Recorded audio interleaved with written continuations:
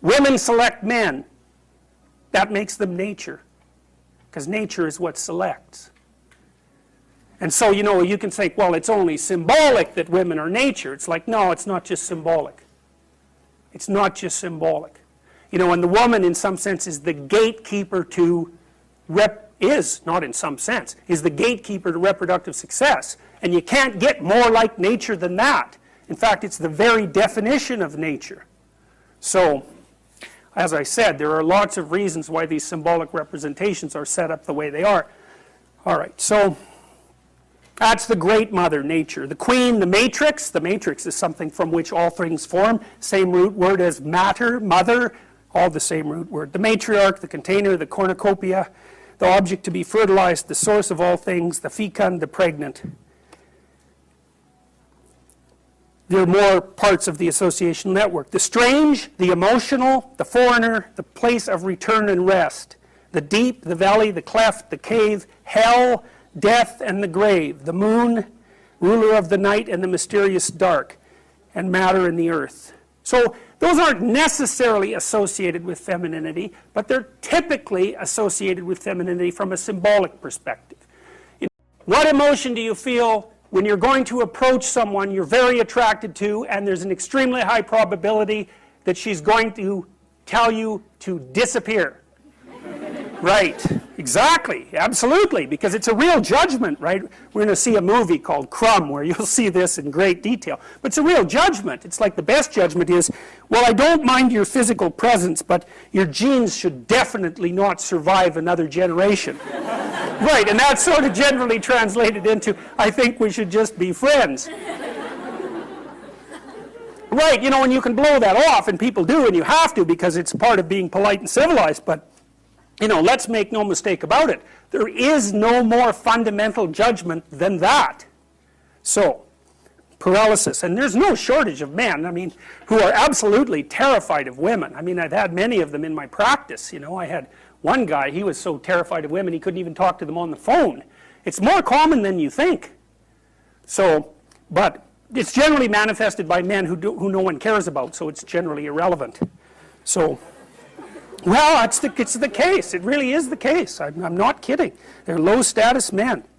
You know, they're people that are generally regarded as losers, and there isn't anybody who really gives a damn about what happens to them one way or another. And there's a lot more men in that category than there are women.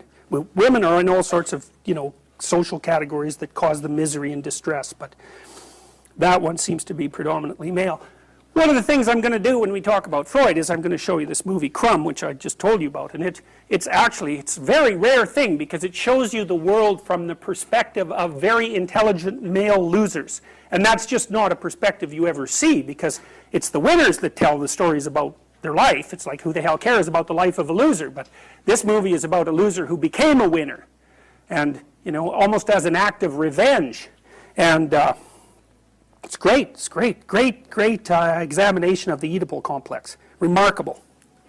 You know, so like generally, like a witch in a movie doesn't come riding out of the full bright sun at noon, right? That just doesn't happen because it doesn't make sense. It's a dark thing. And so if you saw that occurring in the light in a movie, you'd think, you know, what the hell's going on here? That doesn't make sense. And the reason it doesn't make sense is because it violates the complex, the symbolic complex. So those are female denizens of the underworld and hell. Very pleasant creatures. It's like Medusa with the head of snakes, you know. And if you ask, you know, why would a woman have a head of snakes in reference to a man? And that's really simple. I bet there are men here who know the answer to that. I don't know what you guys think about this, but I was pretty happy when I thought this up, and it took me a long time. So, if you think about the world in Darwinian terms, right, it's a struggle for survival and reproduction, which are basically the same thing. Survival is you, but reproduction is the survival of your genes. So it's a survival issue over very long spans of time. Okay. What do we call the selection mechanism? Right, natural selection, right? It's nature who does the selection. Okay, so let me tell you something that makes female humans different than female chimps. I mean, there's lots of things that do, but so, but here's an important one. If you look at which male in a chimp troop fathers most of the offspring, it's the dominant male.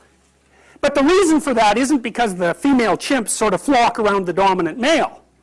Now that happens in other species, but it doesn't happen with chimps. What happens is the dominant male chases all the subordinate males away and will interfere with any sexual behavior they manifest. It'll chase them away. The females, though, are perfectly happy to mate with a subordinate male if they're in heat and they get the opportunity. So they go into heat, which is something that doesn't happen with female humans, and they really don't care who they mate with. Okay. Female humans are much different than that. They're picky. So they're choosy. It's a big deal. It's a big deal that they're choosy. Women also seem to evaluate men for their fitness. Now, so lots of men have no sexual partners and they have no children. That's not the case with women. Almost all women have one child or more. And it's a rare woman indeed who cannot find a sexual partner. Some of you undoubtedly have already experienced what it's like to be possessed by a particularly stupid idea.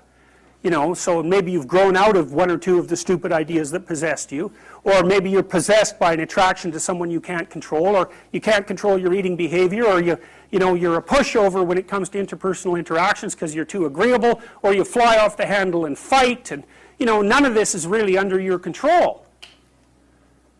And so all of those things that manifest themselves not only in your behaviors but in your perceptions themselves, they tend to take on embodied form and use you as the vehicle for their activity.